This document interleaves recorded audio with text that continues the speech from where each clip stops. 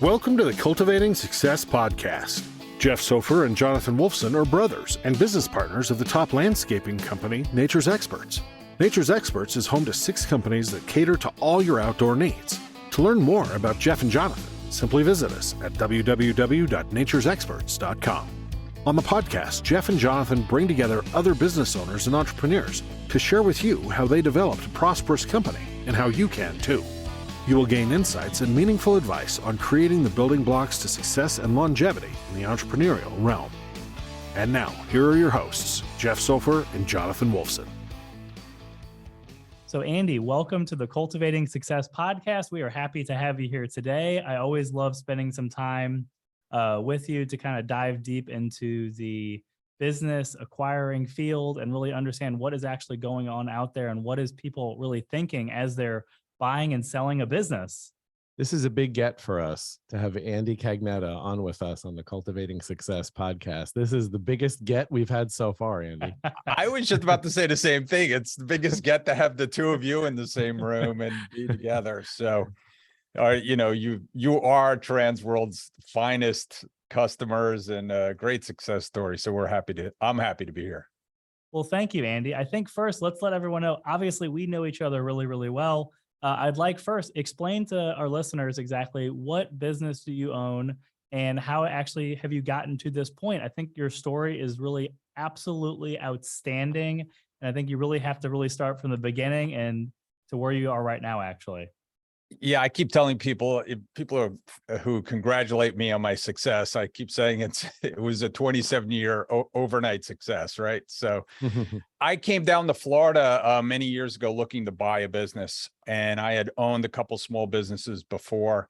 I'm from New Jersey, if you couldn't hear it in my voice yet, and I came down to buy a business and I had bought and sold a business in Connecticut and I never wound up using a business broker because I didn't know what one was.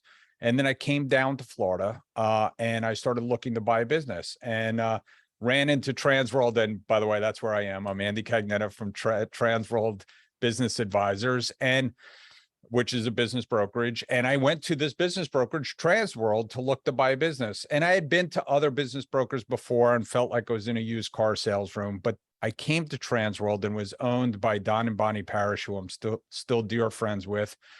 And he was a 30-year IBMer, worked at NASA, really sharp guy. His wife was an amazing business broker, entrepreneur.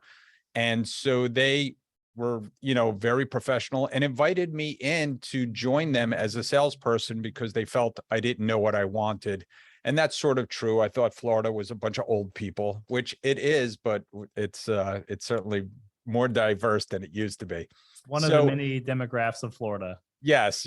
So I thought this is a great way to learn what Florida is all about, the business climate, and maybe I'll buy something. So I joined Transworld, did well in my first 2 years and bought the company.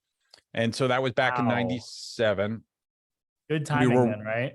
Yeah, we were one small little office in Fort Lauderdale, and we started building the company, and we've had some breaks across the way. We've hired some great people. Like I know you work with Randy Bring a lot, and one of my partners, and we built the company up from one office to eventually 10 offices here in Florida, which we still own and operate. And 12 years ago in 2010, the economy was, really rough back then. We were in the midst of the economic downturn, the Great Recession, as you would call it. And we decided, expanding via organic growth was just going too slow. And we decided we needed partners. And what's a great partnership structure that we should investigate is franchising. So we decided to franchise Transworld. And in looking into franchising, one of my big things is you must have the tools to succeed. You got to put the tools in place for you to be successful. And I really felt we did not have the tools to succeed in franchising. Andy, do you mean that you need to have a prototype for people to follow? Well, we had the business brokerage prototype, right? We were really confident in our model. So right? Explain what you mean to everybody and to us, frankly, what you mean by the tools. What do you mean? What didn't you have? We didn't know the legal structure of franchising. We didn't know the FTC rules. We didn't know how to grow a franchise through sales, like going to franchise shows or advertising on portals. We didn't know how to collect royalties or what the legalities of collecting royalties. There's a lot going, franchising businesses, how you actually sell and train franchisees. It's, really, it's a different business. It's a whole different business. So we didn't feel confident in our skills in doing that, to launch a franchise from scratch. So an attorney we were working with, Keith Canoose up in Boca Raton, said, hey, you should talk to the folks at United Franchise Group. And they had already started a business brokerage that they had just really kind of gotten off the ground. And we met and we decided to merge and have a joint venture 50-50. And that was in 2010. And, this is 12 years later, and we are now, 225 offices plus across the world, 700 brokers running around the world. And it's been very successful. So Andy, I think a really good point I want to bring to that is that, you came to a certain crossroad in your professional career. 10 offices to most people is like, you've made it. And then if you are lucky enough to have 10 more eventually and you have 20, and then if you work for another X amount of years and you have 30, you're on top of the world, so to speak, right? And I think that it's really impressive that you were able to understand what you actually needed to actually make sure to have a successful partnership. You actually have to have a partner that can bring something to the table equal but opposite of what you can. So obviously when you went to United Franchise Group, they couldn't do what you did. You know what I mean? But you didn't really know exactly how to infiltrate that kind of market to where it's like, I would assume, and I don't know exactly, but I would assume this has yielded you far greater results versus trying to do it by yourself and, paying for your own docs, figuring out, staffing your own people, doing all that kind of stuff or whatever. This model, it seems like, the fact that you were able to partner up with someone who is already experienced in the field really almost it completely setting you into a new stratosphere. Is John right? Yes, he is. He's absolutely right. And it's funny, oftentimes people call me and my partner, we have a yin and yang kind of relationship. We definitely do two different things, and even have two different management styles. But it's very complementary, and we respect each other a lot for each other's skills and each other's companies that we've built. And it's been incredibly successful. It's funny, if you would have asked me in the first 5 years of starting our franchise, should you have franchised? Back then when you're building a company and you're pouring money into it, and not necessarily that we were pouring money that because it was losing money, we were just taking all the money we had and kind of reinvesting it and growing it. And when you're in a growth mode, as that could certainly chew into any profits you have. In fact, you sometimes have to pay taxes on profits when you're reinvesting it in new things. Don't we know it? Yeah, we know that, right? Yeah, you're preaching to the choir here. Yeah. Well, So that's the time usually I think when people get disenchanted and they don't Right. realize that's actually the point in which you're literally so close That's to so success. true. That is so true. And it's like, it's the most difficult point is when you're the closest to it almost, I often tell people, and again, we sell businesses. We meet with lots of business owners. We've met with lots of business owners who are at that point. Again, at 5 years in, if you would have asked me, should you have franchised? I might have looked you in the eye and said, I'm not so sure. If we would have just opened up an Atlanta office and a Charlotte office and manned it, we would have been making about the same amount of money. But we had the foresight to say, yeah, but still, we're not going to be able to do that across the country, across the world without partners. And so I often describe it to business owners as you're on a roller coaster, right? And the scariest time is when you can't see over the other big hump and you're climbing this huge hump and you're about to have the ride of your life, but you want to bail because it's clicking and you can hear the clicks, click, click, click, click. And it's really the tough part. And that's the scariest part for entrepreneurs. It is during that growth mode. It is because you're, when you're growing, you're burning money, and it could definitely be a scary time. So many things you're saying are touching me. because You know what it's- got me actually What? was literally in my head. I'm thinking you're saying you're going up a hill, and I'm picturing being on a roller coaster, but thinking more of in life or whatever. Yeah.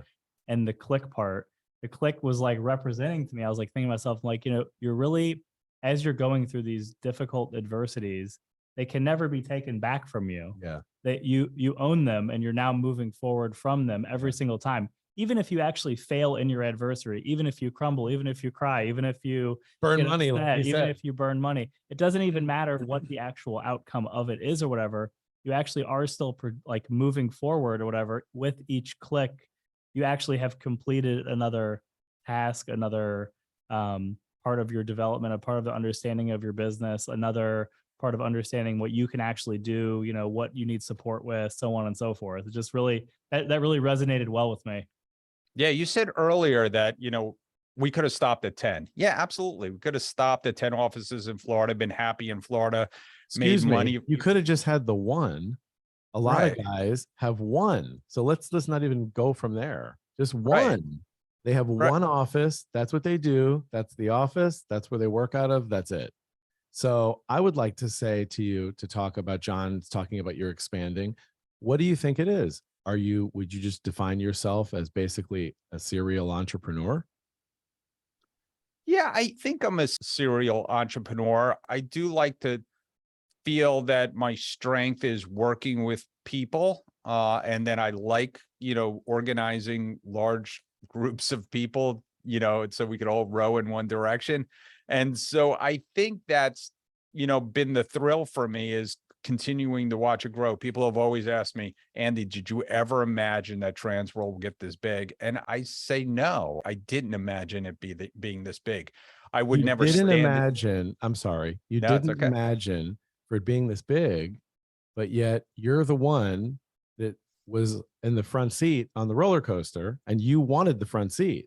So what do you mean you never imagined? You had to have somehow imagined or thought, That's an what if interesting possible? Like, That's an interesting question, because so at a certain point you have to have like the worth has to make sense, right? Like, so like at a certain point you have to be like, listen, I'm going to buckle down. The goal was to have 100, and then you end up with 50, or my goal is 1,000 and you have 500 or whatever. There had to be some goal, right? Like, what was the fuel? Well, listen, I'll always admit that I wanted to be a successful entrepreneur. So I mean, that's it. was That's it. absolutely, that was absolutely my goal. I definitely, I thought, and, I was pissed off that I was 28 years old or 29, turning 30, and I wasn't already a multimillionaire. I thought for sure that I'd be able to figure it out by then. So And that's literally, I think for people listening, I think that's as basic and elementary as it can get. Just that feeling drove you to be like, well, what if I tried this? Maybe this will get me to be a quote success like I've always dreamed of being, you know? I almost want to say, and it's interesting, and I believe in, helping and mentoring people, because I was always told that I was going to be a success.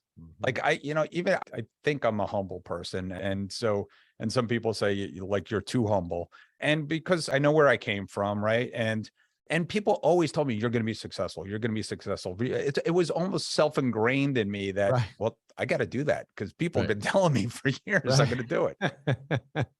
It's like my obligation. The power of positive reinforcement and affirmations, and nurturing. You literally willed it.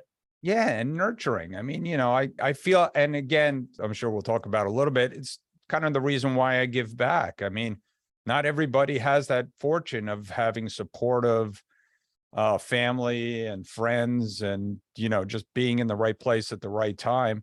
Who was the one person, or was there one specific person that really played the most predominant role and really instinctually sort of sparking those things in you, whether you emulated yourself after? I mean, I want to say my parents. I mean, of course, I was very fortunate to have like two amazing parents.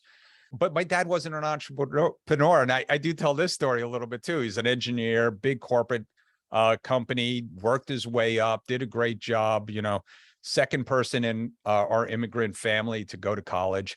And he would complain about, the corporate structure and annual bonuses and corporate politics. And it almost like at the dinner table, I'm thinking, I'm never going to work for a big company. So that's So it was another almost the thing. opposite, Yeah. right? But that's another thing. So basically, it wasn't really that he was playing a role by actually what he did. It was really what he played a role in stuff that you didn't like and you didn't want, to be experiencing that certain things that he experienced. So that was really interesting that you learned that and saw that and realized, I don't want that. So in order not to have that, there's something else I have to do to put myself in that position. So I Yeah, gotta I ask mean, Andy a question now for myself now, because the Go thing ahead. is, I had a similar. My dad actually was an entrepreneur, but he did so many things that I didn't want to do. That's how I got to where I was, is by knowing what not to do. So the question for me though is, so now that I am an entrepreneur, you're an entrepreneur, how do you teach that? You have kids also too. So how do you teach that to your kids to just, the world is abundant kind of thinking, kind of? yeah, I mean, so, with both my kids, I've brought them through Transworld training, even though they don't work for Transworld, and I don't necessarily want them to work for Transworld. And I think we've taught them over the years that it is all about, going out there in the world and trying things. And, I wrote an article on failure and I shared it with my kids as well. It's like, failure is good. I mean, that means you're Mhm. trying. That Mhm. means you're learning. If you don't fail in life, or and you can't walk around and saying, I'm sorry, or you can't understand what failure is, you're not going to be successful. Can you say It's, the thing about the I'm sorry again, please? I think listen, you Why are you laughing, have to John? be able to say you're sorry. I mean, You have that's to? Do you yes, you really have do. to? I think so. Interesting. Yeah. How about taking responsibility for your actions? I think I think if you're so. Come saying that, if on. you're saying that, that No goes with, one's perfect. yeah, that's No, right. obviously I've struck a nerve here. So I've got a question for you. You've definitely struck. Well, Jeff actually, You just can't so talk, you know, he's so busy he only laughing. he only has 2 chords, and I think those are both of them. Actually, no, it's 3. I think it's money, I'm sorry, and taking responsibility. I think he has 3 chords on his personal guitar. Again, I've been accused of saying I'm sorry too often, but I think that's a good thing. I think that's, first of all, I'll take responsibility. I mean, I'm sitting in the big chair, and if something happens in my company, even if somebody did something, it's still sort of my fault. I mean, I'm sitting in Yeah, the chair. I sure. got to and I will apologize. I'll say, I'm sorry. Even if I didn't do it, I'm sorry that happened to you. So to play on that, I have an interesting question for you that I often ask people. So you're raised as a little boy to be, hey, Andy, say you're sorry. Right. Andy, better go take responsibility for what you just did to little Joey, whatever. And then you grow up and guess what? And I'm going to use this number. 99.9% of people, they do not want to apologize. They do not want to take responsibility for their actions, personally or professionally. They do not. They will do anything to squirm out of saying they're sorry or taking responsibility. Why do you think, if we're all taught that? Because we are all taught that pretty much.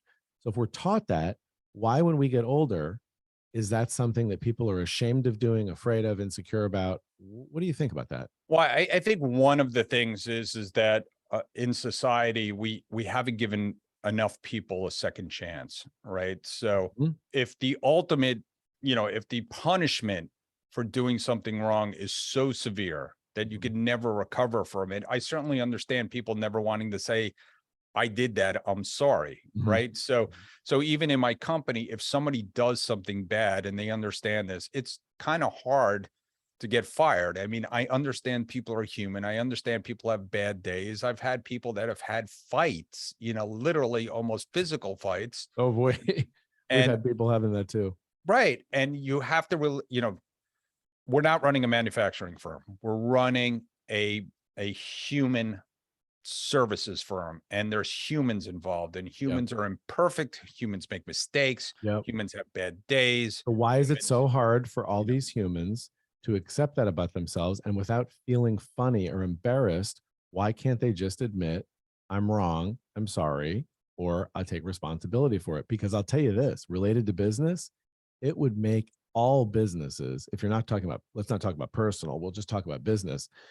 it would make businesses run a hell of a lot better and a hell of a lot more efficient, and a hell of a lot of things would get done quicker if people would just take responsibility for their actions and apologize for things that they do wrong, and they don't. Yeah. And again, unfortunately, sometimes that the result of doing something wrong is so great that, you know, as a business owner, you never want to admit that you made a mistake, perhaps, and, you know, somebody's going to sue you now. And now you have in writing, you said you were sorry, and now you're, you know, and we're going to sue you, and it's going to cost you hundreds of thousands of dollars for a mistake you made, instead of just saying, the other person going, it's okay, let's make up for it. You know, give me another service or make up for it a little bit, or, you know, it's always got to be like this knee jerk, huge reaction. So I think if we all calm down a little bit, you know, and understand that people do maybe listen, one great example right now is the service industry, hospitality, restaurants, right? You go out for a meal these days. Number one, it's going to be expensive. Number two, the service might be slow, imperfect. And you have to realize that when you're going out to dinner, especially if you're in a large group, that these restaurants are undermanned. And their staff lacks training, perhaps. And the manager and the people in charge, owner, has to realize you're going to get complaints. Right. You're going to get, and you are going to have to take responsibility for it. And they should walk up to the table, say, I'm sorry. That's right. Now, the people at the table have to realize they don't get dinner for free. That's not going to work for the restaurant if they give everybody free if their meal was 5 minutes late. I'm more fascinated with people that own the restaurant or that are the manager.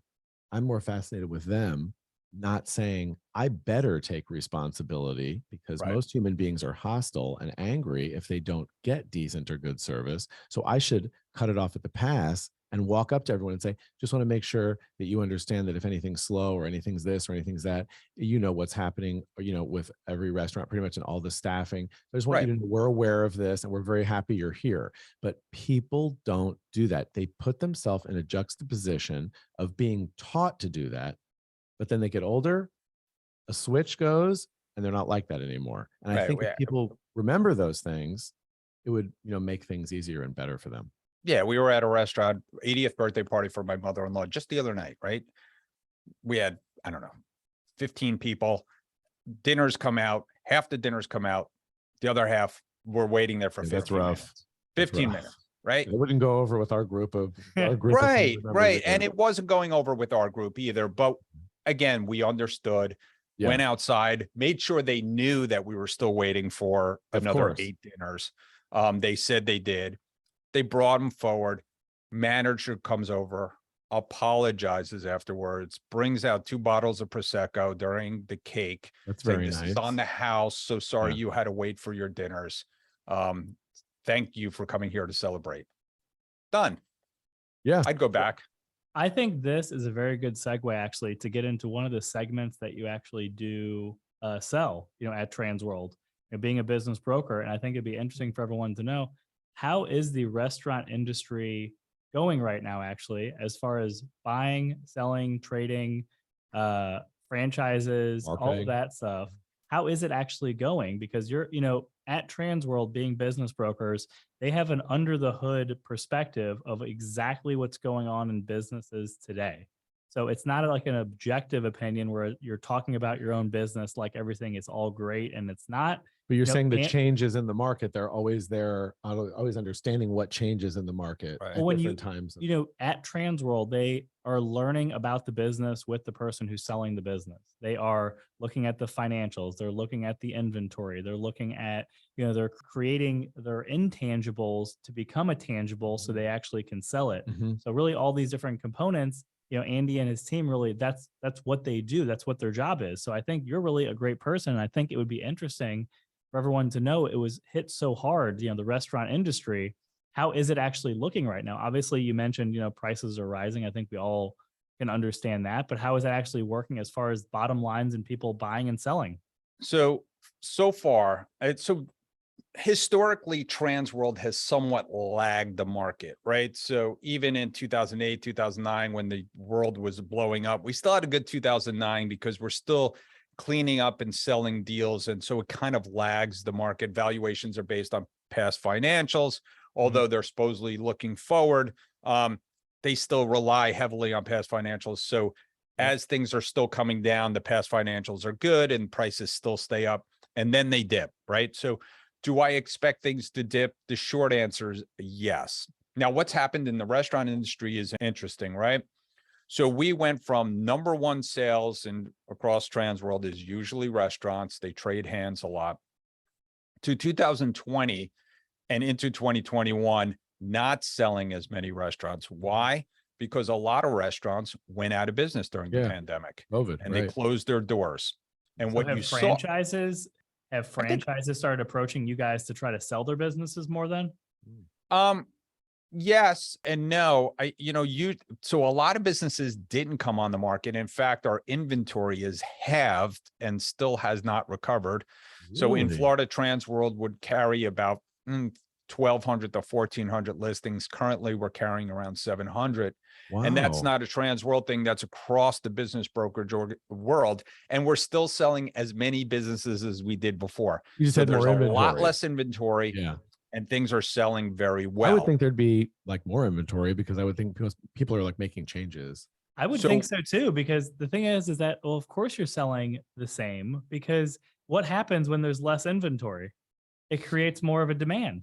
So there's still buyers out there. And, people ask me, do you think it's going to slow down in the future? And I'm like, well, if half the buyers go away because they're not as much risk takers as they were, we'd still have plenty of buyers for the businesses we have. So I don't think it's going to slow down. Will prices come down somewhat because of increased interest rates? Yes. So why did restaurants calm down, and why, so one of the reasons, and why didn't a lot more come up for sale? PPP, right? So a lot of businesses decided to hang on because they felt, okay, this is going to be temporary. We're going to hang on for dear life. And we've got some PPP. We're going to hang on. Now, some restaurants couldn't make it, right? So we saw some larger restaurants, some high, restaurants that did not have outdoor space. Yes. Went out of business, right? Yes. So they go out of business. What happens right after the pandemic's over? How many restaurants do you know that were like good restaurants, upgraded their space because they moved into a better space because it was wide open?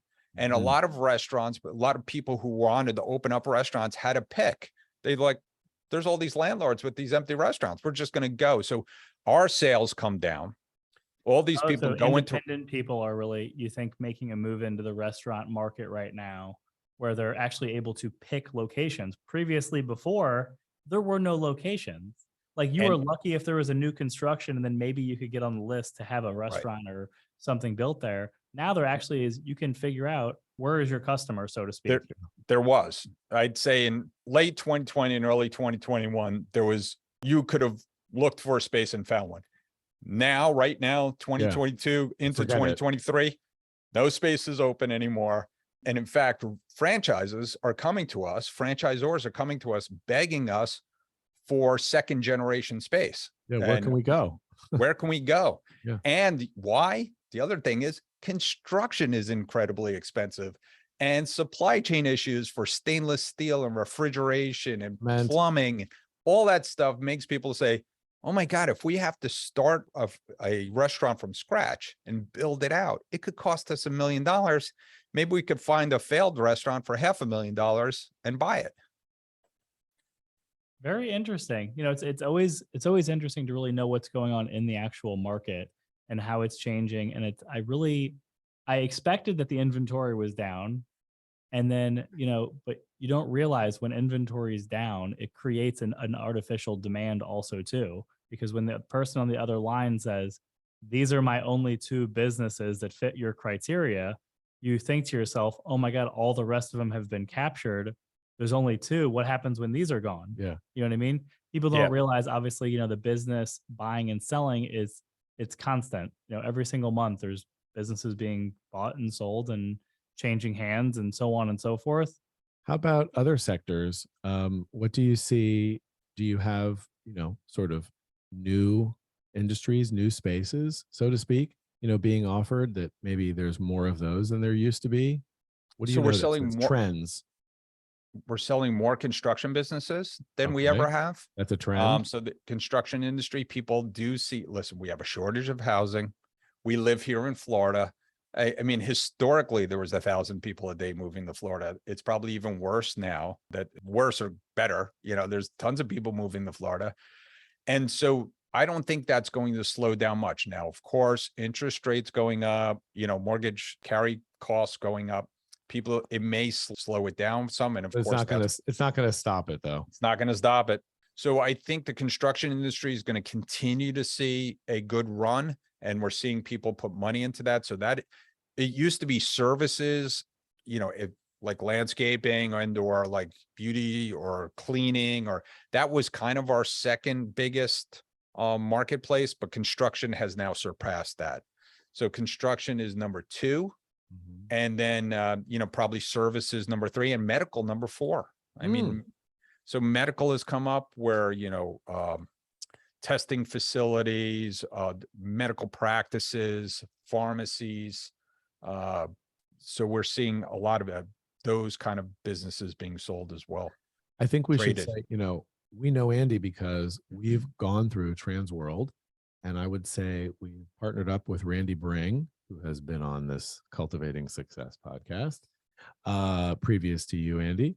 And we have not only used you to find listings for us that we would like about businesses that we're interested in, but Jonathan and myself are a little unusual in the sense that we have gone to you guys and said, hey, we want you to be a consultant. So there's businesses that we have found, and we have gone to you and said, we will pay you just for your consulting. And you guys have been extremely helpful with that and really pivotal in helping us buy the certain businesses that we've purchased that Transworld, just hasn't located for us, or businesses that we wanted to buy that we sort of, were available like on the open market, or were sort of like pocket listings or things. Well, I think that brings up an interesting point too, is that, business brokers are out there to help their customers find the best solution they can for them. Sometimes the solution might not be available to Transworld. Not every business that's for sale is listed. You have to obviously have your own network of people. And, we have, as you're growing a business, or as you are looking into different businesses that you're interested in, you start connecting with people, meeting people, and sometimes you get to them before they're actually ready to list the business.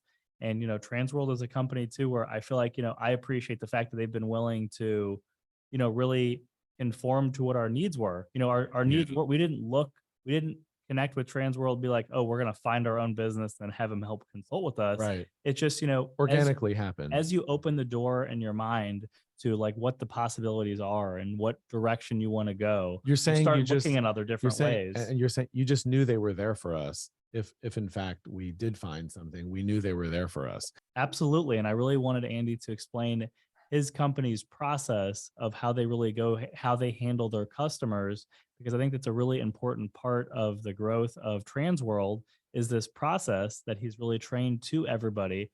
Because to have 200 plus offices is unbelievable. And the thing is that you're dealing with not one type of business. You can create a process if you're like, oh, we only sell restaurants. That means you have to train people that know what to do with restaurants and construction and beauty and medical and all these different things. So it's like a business that has so many different hats. I'd like to understand a little bit of, what is Transworld's process for training?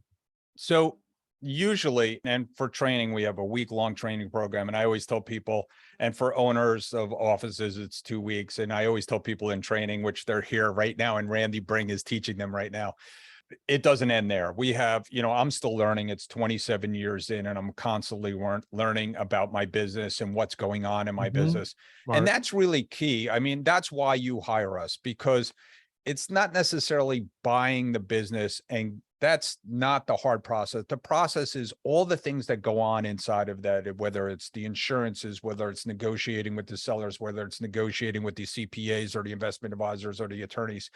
And any one of those things in this complicated process can go wrong, and you're out of a deal. And egos get involved, and, back to, people who can't say they're sorry, or people who get dug into the ground with a number in their head.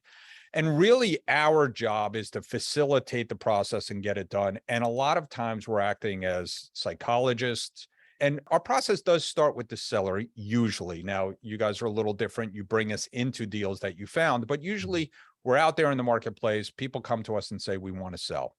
Our job is to then show them what we think the marketplace will bear as far as a price is concerned, package up that business and advertise it and bring buyers together and do it confidentially and bring buyers to the marketplace, get a deal going, cement that deal, go through a due diligence process, perhaps a financing process, and get a deal done.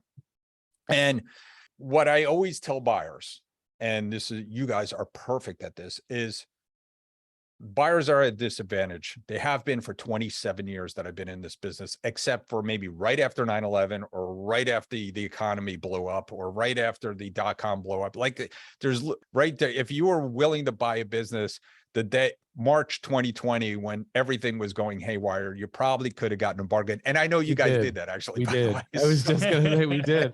And I was going to bring up and say that, obviously you guys have helped us with all the deals, but one specifically really comes to mind right now. And that is our Coastal Gardens landscape professionals business, because I feel like we found the deal. One of our people found the deal, brought it to Jonathan and myself, one of the people in our organization, brought it to Jonathan and myself. And then we, of course, brought it to Randy. And what the value that Randy had, really, there was a lot of things. What really sticks out to me was Randy was able to really speak mother talk to the owner. And he was not a very, fluid, like really sophisticated business owner. He was good at what he did and he knew what he was doing, but he wasn't like super like sophisticated. And Randy was able to talk to him, and he was very like polarizing. So like he had a specific idea. This is what it was. That was it. And Randy came in and gave him comps and showed him and had him understand what multiples were. I mean, he really explained the process that you explained to a buyer, and he was a seller. You know what I mean? Most of the time, and I say this, we had been able to make the deal that way. We get paid by the seller. And a lot of times the buyers are like, well, you get paid by the seller, and you get paid a percentage of the sale price. Therefore, you just want to drive up the price as high as it can go. And usually our job is exactly that, bringing the seller into reality. They see online that, Snapchat gets 100 times earnings or billions times earnings, they read that they should get 5 times earnings. And these are small businesses.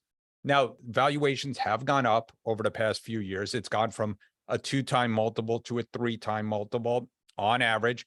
And as quality and quantity of earnings grow, so do multiples. So if something's making $1 million, it could sell for 4 or 5 times. If something's making $100,000, it'll sell for 2 or 3 times. Right.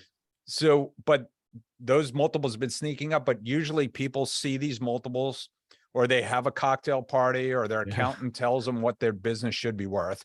And it's completely off the charts. And everyone's emotionally tied to their business. So they feel like, because they've been in it for so long, that it's worth X. Yeah. So we often have to bring people into reality by showing them the comps, because again, our expertise is not in the landscaping business. It's not in the medical professional business. It's in the deal making business. It's in the valuation. So we could bring them the comps. We could show them how deals are usually done.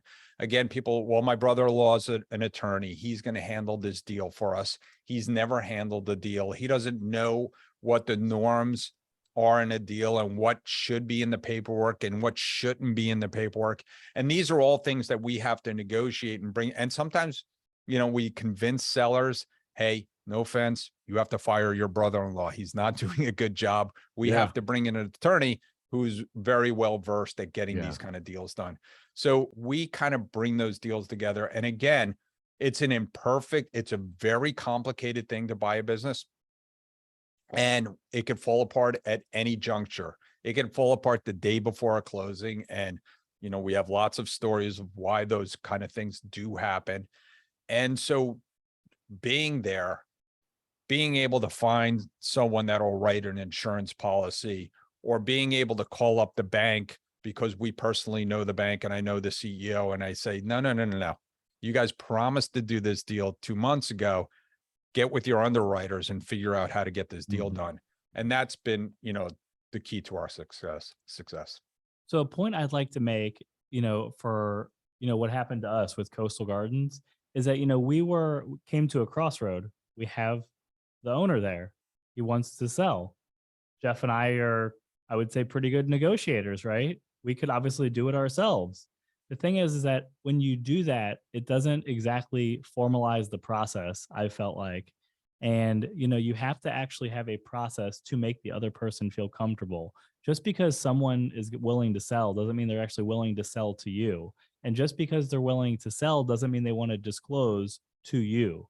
And I feel like, Right. with buying and selling a business, from my experience and having the options, because we've had options, we could try to do it ourselves or go through somebody like you. And ultimately, when you're buying a business, you want to protect yourself. And the thing is that having the closest facts and figures of exactly what is going on is the most important part of the negotiation, because it's really not a matter of if you pay $50,000 or $100,000 more. It's if you shouldn't buy the business at all. That's really the most important advice and information that you can get from the whole process. So, Randy was, really there more as a trusted advisor for both parties, represented by a trusted company, to collect the information in a professional manner where it doesn't appear that it's coming to their competition, quote us, that, we're going to take their information and try to go after their customers and all that stuff. We definitely at this point have learned what you just said, to either buy a business or don't. That's what's important. The part that you buy it for, Yeah. if you're planning on keeping the business for a long time, who cares if you spend a little bit more? Yeah. But you certainly don't want to make the wrong decision. It's such a good point. It really, really is such a good point.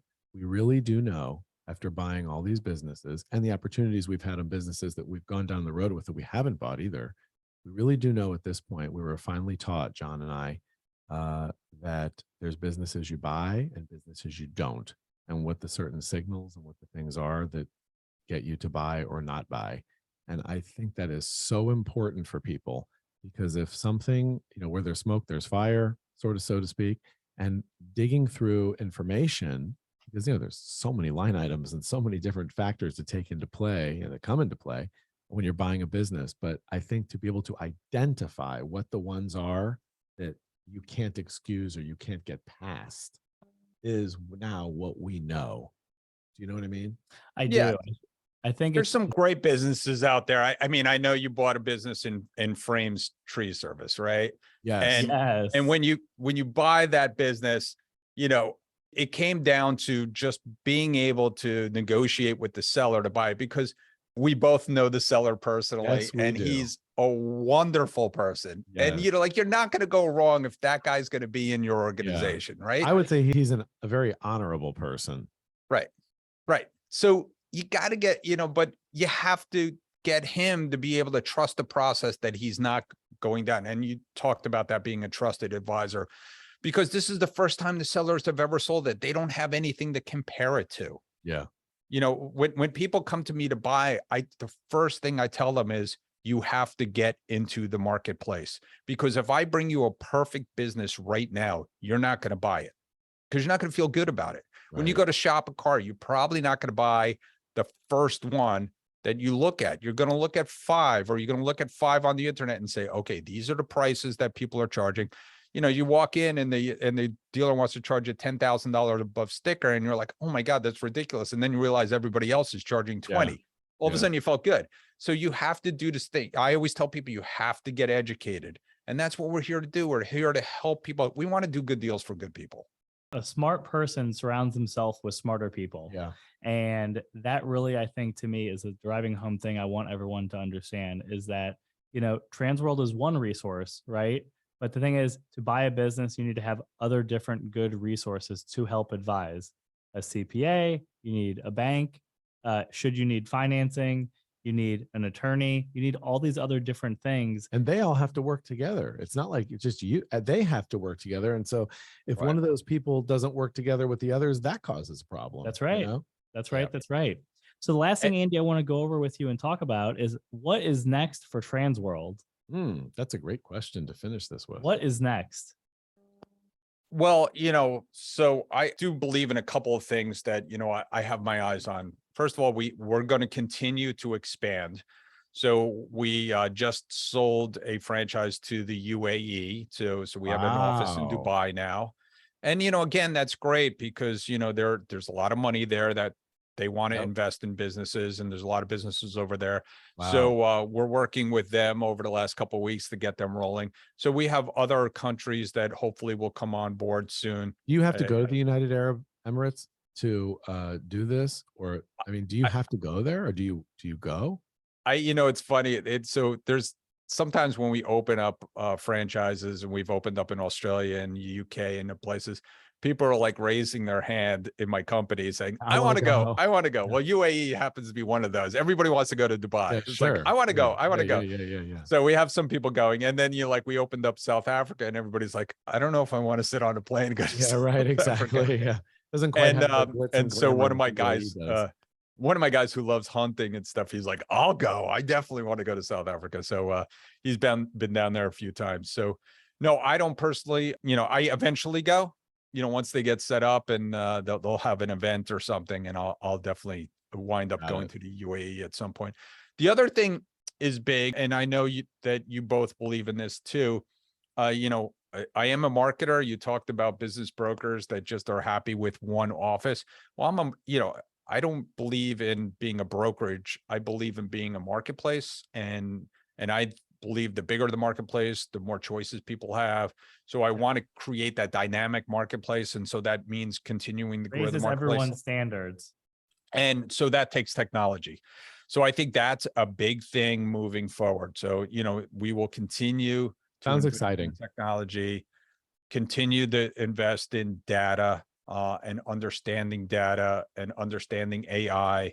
And I think that's where the business world is going, and being able to harness those things to continue to grow the marketplace and make it easier for people to buy and sell. So it sounds like, so are you actually working on developing software that's specifically tailored towards buying and selling businesses? Is that what you're explaining? So yes, I mean, I've been doing that for 20 years. I keep laughing, I explain these things to developers, and some of the things that we've built and we're continuing to build. And I said, I've hired 8 different companies to build this. And, this last one we have is the first one to kind of get it there. It's still not where I want it to be. It still doesn't predict. It doesn't, I want it to basically be able to tap you guys on the shoulder on the morning and say, we just listed a business that we think is perfect for you. It's still a little bit of there's still some newsletters that go out and some matching that goes on, but it's not perfect, right? We want to get it to be That is exciting, because I feel like, to be the first person to be able to do that, it ultimately means that Andy Cagnetta has figured out something that no one else has, that helps more people get exactly what they want in the best way possible. Well, that's awesome. And I think it's even beyond that, right? So it's going to get to the point where 2 things: that number one, we on the sell side, on the buy side, if you guys are out there in the marketplace buying something and we're matching it, not only are we matching you to businesses that are for sale, we might start matching you to businesses that aren't for sale, and then going to those owners and saying, by the way, you match the criteria of somebody that does want to buy. Yes. Have you ever thought about selling? And this is what we think you can get for it. Very smart. Fascinating. And then the other thing is, on the buy side, every one of my 700 brokers that's in a BNI somewhere should be teaching their local businesses, saying, by the way, you're in a networking group, you're trying to grow, you're advertising, you're trying to grow. Have you ever thought about growing through acquisition? And we're going to help you. And this is how we're going to put you in our system, and you're going to grow by acquisition. So we'll actually BNI groups, people how to do BNI groups are like hot leads. I mean, they're like everyone's your captive audience. Right. Everyone there is looking for business. Yeah. Why not just go acquire and purchase a business? Right. Right. You want more customers and you want to service more lawns, then go buy a lawn business. You got more lawns. That's right. And with data, eventually, we're going to recognize that, that business owner is, 35, 40 years old, and that person should be buying and acquiring. And someday we'll figure out, that business owner is 65, 70 years old, He's gonna be 75 years selling. old, Yeah. and it's time for them to sell. Yeah. So you're there at both ends. That is really inspirational. I think that's amazing that is actually what's next for you. I really look forward to seeing how it develops and how it helps us, because I certainly wouldn't mind having more information come our way and more options, because, the time strikes you a little bit differently. You know what I mean? Like sometimes you're ready, but you're only ready for a short period of time. Like you might only think I really don't want to buy a business this year, but then you get like a day, you're just like charged and you're on top of the world. Yeah. And then you get an option in front of you and be like, you know what, maybe it really is the right time or whatever. And I think that software would really be able to hit the nail on the head with that. Yeah.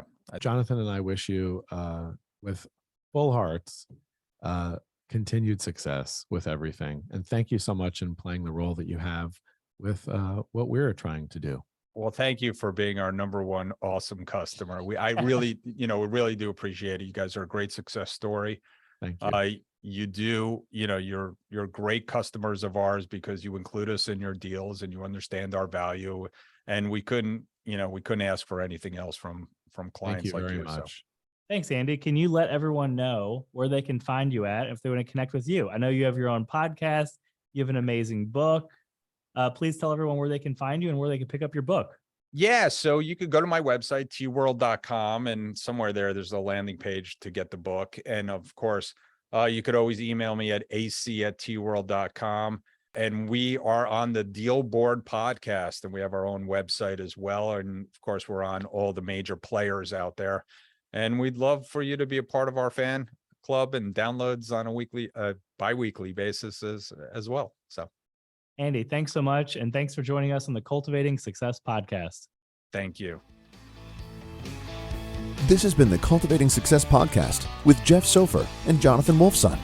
To learn more about Jeff and Jonathan and their businesses, visit www.naturesexperts.com.